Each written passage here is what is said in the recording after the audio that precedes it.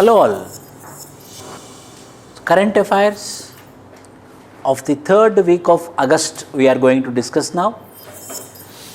The most important issues which are happened in this 1 week I am going to explain. The first thing is Ayushman Bharat, Pradhana Mantri Jana Arogya Yojana. So in the COVID times, the COVID hospitalization is also added to the Ayushman Bharat. So because of which the more number of treatments happened under this Ayushman Bharat, and the government of India also spent money on this Ayushman Bharat. It was in the news in Indian Express newspaper in the last week.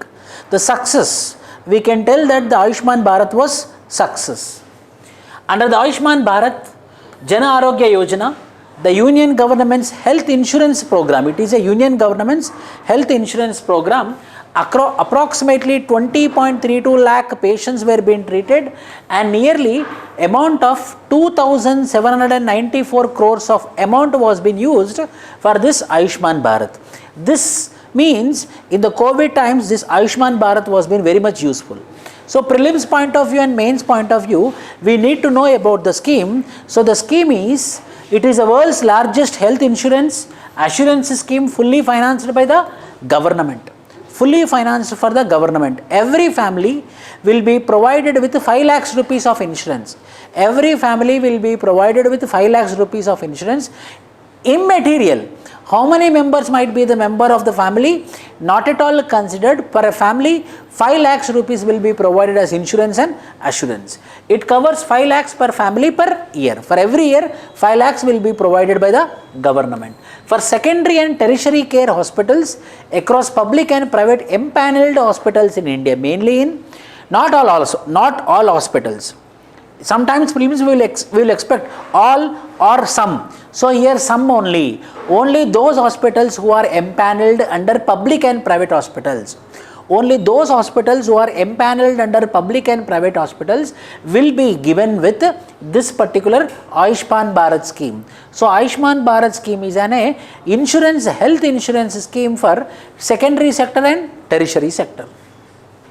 Over 10.74 crore poor and vulnerable entitled families, 50 crore beneficiaries are eligible for this scheme. Provide cashless access to healthcare services for the beneficiary at the point of service. Cashless services means a card will be provided. So according to the card, these people will be, the government will be debiting the government account and crediting the hospital account. And the hospitalization is not for primary care, but the hospitalization is for secondary and tertiary care. That you have to remember. So the Ayushman Bharat is heavily or more successfully useful for secondary and tertiary sector.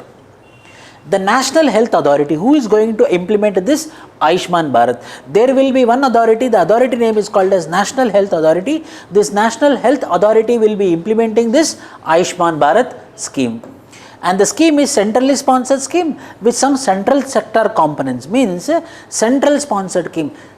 Some percentage from the center, some percentage from the state for the sake of the hospitalization. But there are some hospitalization, there are some components which are exclusively under central government only. Central government only will be funding. So prelims point of view, Ayushman Bharat is central sponsored or central sector, means answer is central sponsored as well as central sector scheme it is. Central sponsored as well as central sector scheme it is. Yes. This is what the Ayushman Bharat, Pradhana Mantri Ayushman Bharat, which is also called as Jana Arogya Yojana. This is the symbol, the logo of the Pradhana Mantri Jana Arogya Yojana. No restrictions on family size, age or gender, no restrictions. How many number of members might be, those many members will be given accessibility for this particular scheme. All pre-existing conditions are covered from day one, all the pre-existing conditions. So there is no requirement that this person should be private health insurance people will be looking into it. Private health insurance people will be looking into it whether this individual is healthy or not.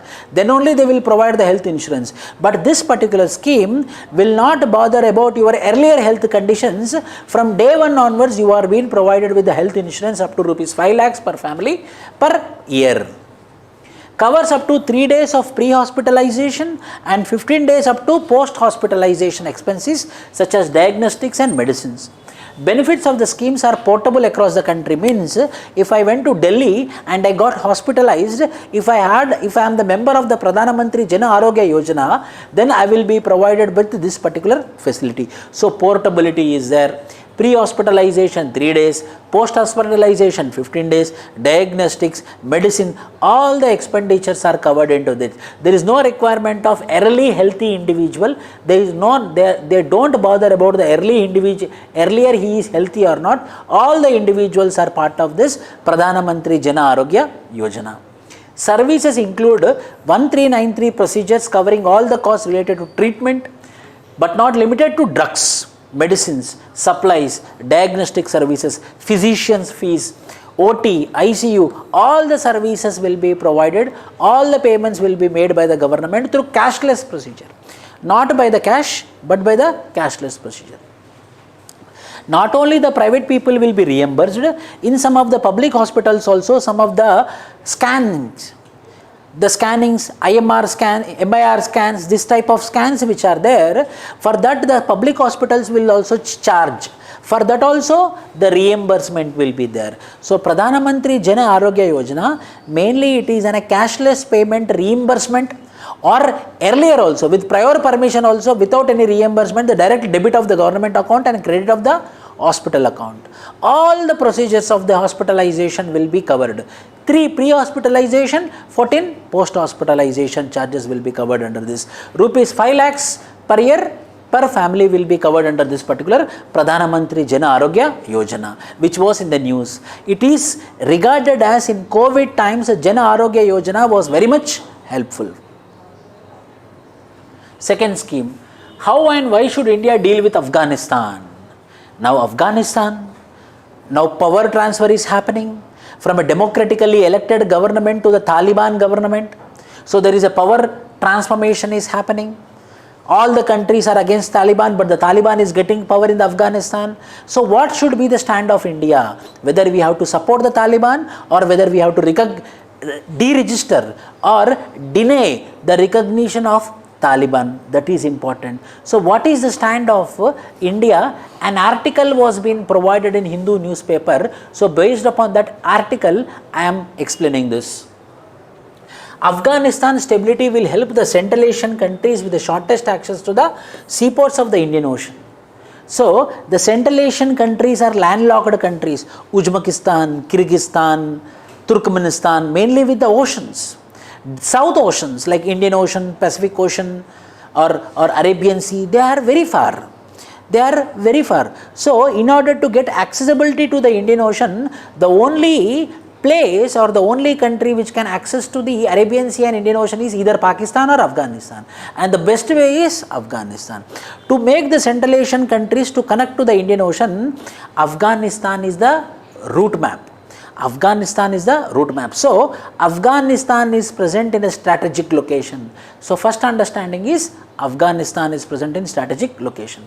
Afghanistan has been an important link in the regional trade, culture, playing the role of a connecting bridge of the Central and rest of the world. The Central Asia and the rest of the world, the connecting bridge is Afghanistan. So I will show you the map. Here if you see the map, here it is Afghanistan. So Afghanistan is a connecting link. Afghanistan is the connecting link for Central Asian countries. For the Central Asian countries, mainly for India. Mainly for India, if you want to go to Central Asia, from India to Iran, there is a Chabar port here. From Chabar port into the Afghanistan into Central Asian countries. So Afghanistan is located in the strategic location for India.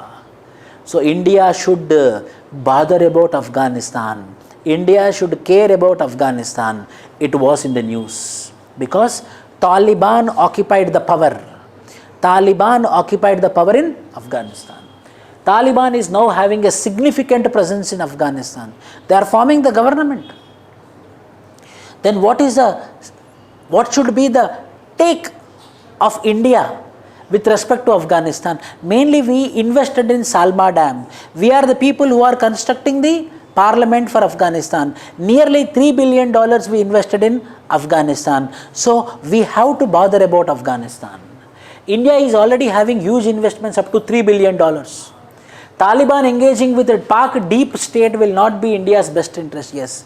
Taliban engaging with Pakistan, it will be a problem. Taliban engaging with Pakistan will be a threat to India. So before the Pakistan maintain a good relationship with Afghanistan, India should occupy that vacuum. If India does not engage, if India keeps it away, whether other countries are keeping it away, Russia might come, Iran might come, Pakistan might come, China already went. So seeing other countries, India should not isolate or alienate the Afghanistan. India also should engage with Afghanistan. If not, the other countries will be occupying the relationship with Afghanistan and India will be at loss. Already, US has announced a new surprise formation of Quad. USA, Uzbekistan, Pakistan and Afghanistan. A Quad was being planned by the United States with 4 countries, United States of America, Uzbekistan, Pakistan, Afghanistan, in order to maintain the relationship with Afghanistan. India's effort to trade with Afghanistan via Chabar port. In order to increase the economy on scale, the only solution is maintaining the relationship with Afghanistan. So that article mainly supported that yes, India should engage with Afghanistan. India should not disengage with Afghanistan. India should be a partner for Afghanistan. Third, August 15th, Independence Day. In his speech, Pradhana Mantri Narendra Modi had announced a scheme called as Gati Shakti Infrastructure Plan. Gati Shakti Infrastructure Plan. Under Gati Shakti Infrastructure Plan, 1 lakh crore will be used for the infrastructure development. Under Gati Shakti Infrastructure Plan, 1 lakh crore will be used for infrastructure development, by which employment generation will be happening. So he announced this infrastructure plan. This infrastructure plan is called as Gati Shakti Plan. On 15th August 2021, the Narendra Modi had ordered this scheme, this plan, mainly for the infrastructure development, which will promote local manufacturing sector, and the local manufacturing sector will become competitive to the global manufacturing sector. There is also possibility of new economic zones because of this Gati Shakti infrastructure plans, by which 100 lakh crores of investment will be made. Is it a first plan? No. Before that, 2019, National Infrastructure Pipeline was being announced by the Nirmala Sitharaman Finance Minister in the budget document. 2019 and 2020, she told that there is a need for revision, there is a need for renewal of the infrastructure sector in India, for which they are dedicating 1 lakh crore of 100 lakh crore of investment for the infrastructure sector, which she named it as National Infrastructure Pipeline. On the lines of this National Infrastructure Pipeline only, 2021 Narendra Modi government has announced Gati Shakti Plan, Gati Shakti Infrastructure Plan. National Infrastructure Plan is the first of its kind initiative to provide world-class infrastructure across the country and improve the quality of life for all the citizens. It will improve the project preparation, attract investments both domestic and foreign into infrastructure, and will be crucial for attaining the target of becoming 1 trillion economy by fiscal year, 5 trillion economy by fiscal year 2025. So this Gati Shakti is 100 lakh infrastructure plan on the lines of National Infrastructure Plan, which was announced by the Nirmala Sitharaman in the budget document of 2019-20. So Gati Shakti is what? Gati Shakti is an infrastructure plan of investment of 100 lakh crores. Next, Tribunal Reforms, Rationalization and Conditions of Service Act 2021. So the tribunals, the quasi-judicial, the tribunals like Central Administrative Tribunals, River Kaveri Tribunal, Krishna Water Dispute Tribunal, Godavari River Water Dispute Tribunal. So the members and the chairpersons of the tribunal, their appointments and their service conditions are being mentioned under this particular Tribunal Reforms, Rationalization and Conditions of Service Act of 2021. The bill seeks to provide for uniform terms and conditions of the various members of the tribunals and abolish certain tribunals as part of its bid to rationalize the tribunals. So, some tribunals will be abolished and the conditions and the payments, the salaries and the appointments of the members and the chairpersons of the tribunals will be mentioned. It seeks to dissolve certain existing appellate bodies and transfer their functions to other existing judicial bodies. It seeks to empower the central government to make rules for qualification, appointment, term of office, salaries and allowances, resignation, removal and other terms and conditions of service of members of tribunals. So, mainly this Tribunal Reforms, Rationalization and Conditions of Service Act of 2021 mainly speaks about the appointment, mainly speaks about their salaries, mainly speaks about their terms and conditions, mainly speaks about their removal. These all things are being mentioned under this act, and who will be deciding it means the central government. The central government is empowered according to this law. Means what? The central government got higher power with respect to appointments and service conditions of tribunals and tribunal members and tribunal chairpersons. It provides that the chairperson and members of the tribunals will be appointed by the central government on the recommendations of a search cum selection committee. So, there will be a search cum selection committee. That search cum selection committees will choose some of the members and the chairpersons for the tribunals, and the central government will be deciding on the recommendations given by the search cum selection committee within the 3 months. Within the 3 months, they have to take the decisions which the recommendations is given by the search cum selection committee. It also provides the composition of the committee to be headed by the Chief Justice of India or a judge of Supreme Court which is appointed by him. So, the search cum selection committee will be headed by the Chief Justice of India or the judge who is appointed by the Union government has to preferably decide on the recommendations of the search cum selection committee within 3 months of the date of recommendation. Chairperson of tribunal shall hold office for a term of 4 years or till 70 years. Reappointment is allowed wherever the members will be for 67 years and 4 years of tenure. Reappointment is allowed. So, this tribunal's reforms mainly speaks about the appointment, conditions of service, removal procedure, appointment procedure, and the central government is appointed for all these things. There will be a search cum selection committee, and within 3 months this central government should take the decision with respect to the recommendations given by the search cum selection committee. Yes.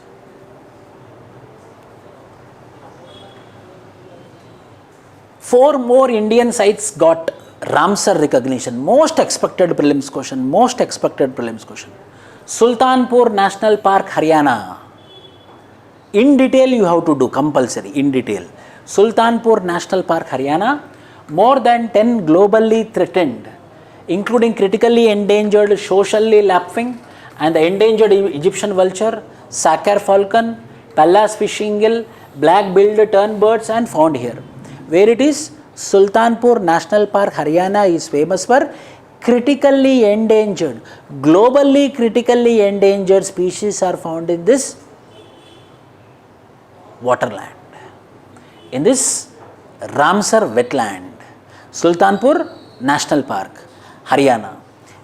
Bindwas Wildlife Sanctuary is also now a Ramsar wetland. It is a human-made freshwater wetland. It is also the largest in Haryana. Bindwasa Wildlife Sanctuary, number 2. Sultanpur and Bindwasa. Tol, Gujarat.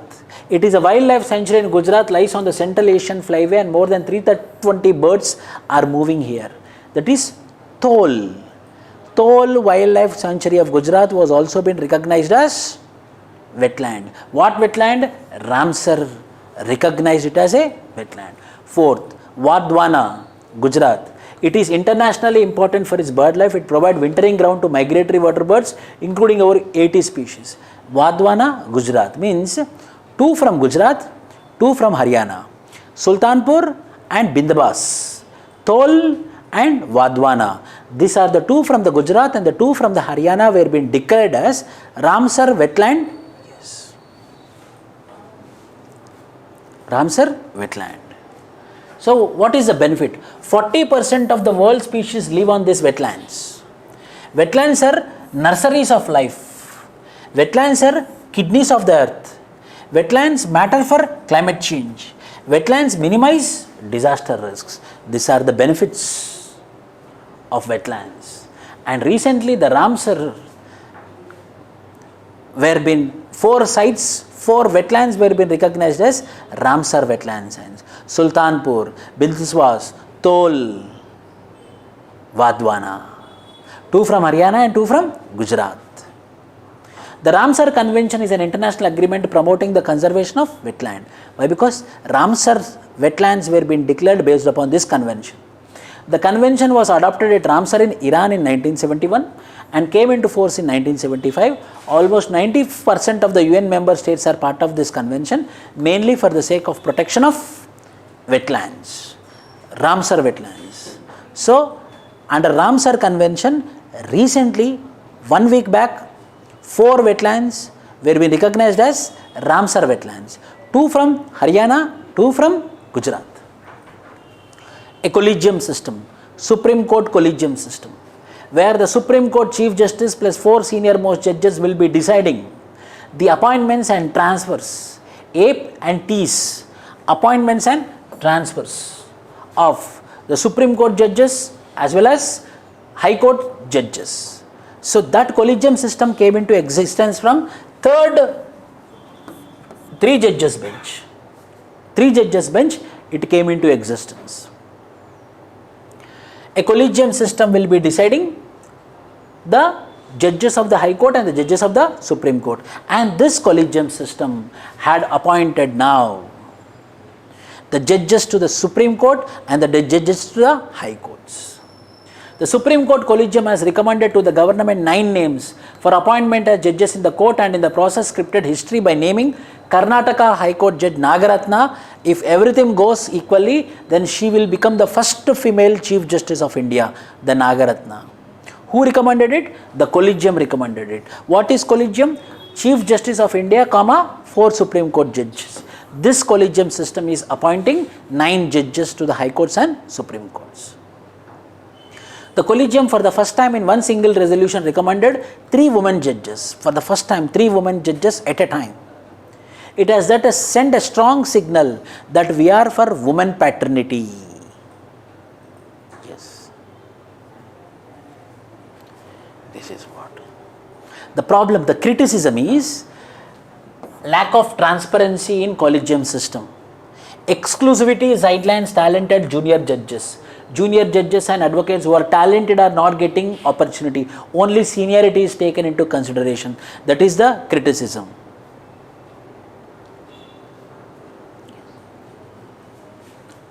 The names are recommended by the collegium. Is the collegium's recommendations final and binding? Yes. The collegium recommendation is final and binding. How? For the first time, the collegium recommendation will go to the president. If president asks for reconsideration, again if collegium thinks and send, then it is final and binding. The collegium sends its final recommendation to the President of India for approval. The president can either accept it or reject it. In the case it is rejected, the recommendation comes back to the collegium. If the collegium reiterates its recommendation to the president, then he is bound by that recommendation. Very, very important. So when the collegium decides, the recommendation will go to the president. The president can accept or reject. Reject means again it will go to the collegium. If the collegium again sends the same, then it is bounding on the president to give or approve the recommendation given by the collegium system. It is same as 42nd Constitutional Amendment Act, which told that the Council of Ministers aid and advice to the President is bound. Whereas 44th Constitutional Amendment Act told that the aid and advice given by the Council of Ministers to the President is not binding for the first time, but it will send to reconsideration. Once the Council of Ministers reconsider it, if they change or unchanged, if again it goes to the President, then President should give his assent. In the same way, the collegium system also, if it is recommended for the first time, it cannot be approved or rejected. It can be approved or rejected. If it is rejected, that rejected file will go to the collegium. Again, if they send the same, the reconsidered collegium recommendation, it should be accepted by the President. Plastic waste management amendment rules 2021, a very good news that the government decided that they are going to have a blanket ban on the plastics. A blanket ban on the plastics. They gave some specific time. Union Ministry of Environment has notified the Plastic Waste Management Amendment Rules 2021, which prohibits identified single-use plastics which have low utility and high littering potential by 2022. Complete ban on single-use plastics by 2022. Yes.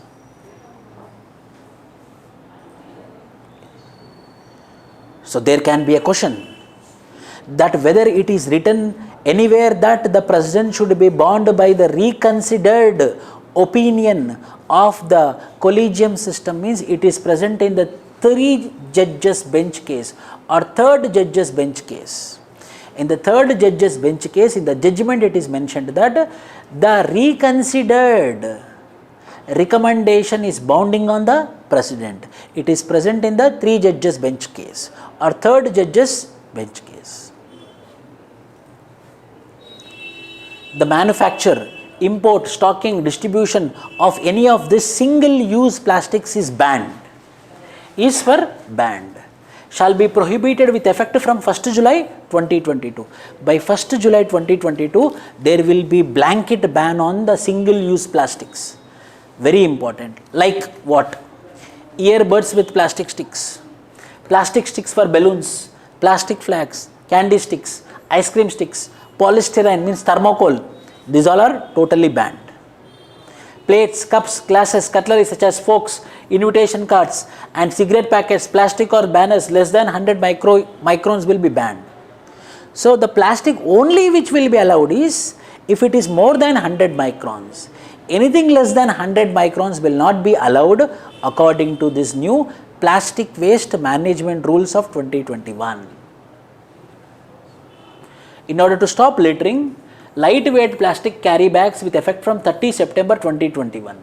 The thickness of plastic carry bags has been increased from 50 microns to 75 microns and to 120 microns with effect from 31st December 2022. So first, slowly, in a piecemeal manner, we are going to ban this single-use plastics. Why? Because they are environmentally tough. It is going to disturb the environment. RoDTEP, remission of duties and taxes on exported products, means in order to promote exports, the government came up with a scheme called as RoDTEP, which means remission of duties and taxes on exported products. For example, I am exporting. So on anything there will be tax. So if I am exporting, in order to promote export industries, the tax which is collected will be remitted back, will be paid back in order to promote export industry. That remission of taxes and duties to the export company is called as RoDTEP. RoDTEP, remission of duties or taxes on export products. So there will be giving back, like cash back. The amount will be paid back if they are exporting. 12,454 crores has been made for 2021-2022 under the scheme which covers 8,555 tariff lines. The scheme was announced in 2022 as a replacement for merchandise export from India scheme, which was not compliant with the rules of the WTO. So now this is compliant with the WTO. Now the remissions will be provided for the export companies, so that they will do more export. Why? Because the tax is been paid back, and that too in a WTO compliant way. So, according to the rules of WTO, this scheme has been made such that the market will be competitive and the tax will be paid back, and it will be competitive for the company, export company, to do more exports. Why? Because the tax is paid back. Remission of duties and taxes for exported products. WIP. Congress had recently gave WIP status to Syed Nasir Hussain, Chaya Verma as Rajya Sabha WIPs. What is WIP? The WIP means the political party authority spokesman. The legal spokesman for the political party is called as WIP. So, the orders given by the political party is delivered to outside by the WIP. The WIP will take the stand in the Rajya Sabha or Lok Sabha. Yes, everyone should sign this bill. Everyone should give approval to this bill. That unilateral decision of the party is exercised through WIP process. So, the Congress has appointed 2 members as the Rajya Sabha WIP, namely Syed Nasir Hussain and Chaya Verma. The party now has the same number of WIPs and chief WIPs in the upper house as in the Lok Sabha. WIPs means who will have the authority to declare. A whip is an official of a political party who acts as a party's enforcers inside the Legislative Assembly or the House of Parliament. Parties appoint a senior member from among their house contingents to issue whips. This member is called as chief whip and he is assisted by additional whips. India inherited the concept of whip from the British parliamentary system. Simple. A bill is being passed. So everyone should vote for this bill. Everyone should vote for this bill. Who will declare it? The whip will tell, hey, everyone should sign this. This is the whip of the party, means they have to follow. If anyone is not following, means he can be disqualified under anti-defection law. But if 2/3 of the members of the same political party is not following the whip, then they will not come under anti-defection law. If less than 2/3 members of the political party are defying the whip, then they will come under anti-defection law. If 2/3 and more are defying with the whip, then they will not come under the anti-defection law. So that they cannot misrule or they cannot not follow the whip given by, they have to follow the whip given by the political party. They try to ensure that their fellow political party legislators attend voting sessions and vote according to their party's official policy. Sometimes he might face disqualification. A legislature may face disqualification proceedings if he or she disobeys the whip of the party unless the number of lawmakers defying the whip is 2/3 of the party's strength in the house. If anyone or up to 2/3, if there is any not following of the whip, they will be disqualified. But more than 2/3, they will be not disqualified. Why? Because majority of them, 2/3, special majority of them are not following the whip, means there is problem with the whip, not with not following. There is a problem with the whip. Yes. Criminalization of politics. The Supreme Court has warned all the political parties, you should place in your website antecedents of the politicians. In your party, who are all the politicians are there on whom the criminal cases are there, it should be mentioned as antecedents of criminal activities. The Supreme Court has warned the Parliament about the advent of criminals in politics and also imposed the fines on major political parties for covering up from voters the criminal past of the candidates they fielded in the Bihar Assembly polls. Criminalization of politics, very important topic. So recently the Supreme Court warned that all the information of the criminals which are there in your political party should be presented in the website, so that people will know that, so that the people will know about the criminal antecedents of the person who is contesting from that political party. Yes. September 2020 report filed by the Apex Court, total 4,442 cases pending against legislatures across the country.